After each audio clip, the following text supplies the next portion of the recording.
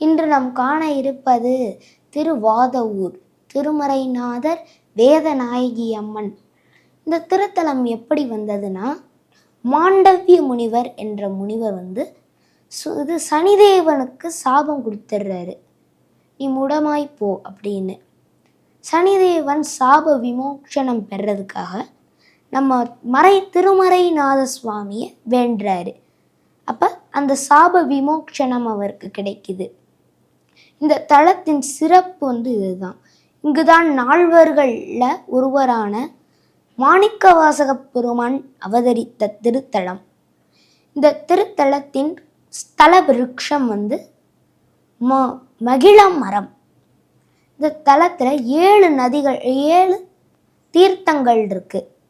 அதில் முக்கியமான தீர்த்தம் சிவதீர்த்தம், விஷ்ணு தீர்த்தம். தொல்லை இரும்பிறவி சூடும் தலை நீக்கி அல்லல் அறுத்து ஆனந்தமாக்கியதே எல்லை மறுவா நெறிகளிக்கும் வாதவூர் என்கோன் திருவாசகம் என்னும் தேன். நன்றி.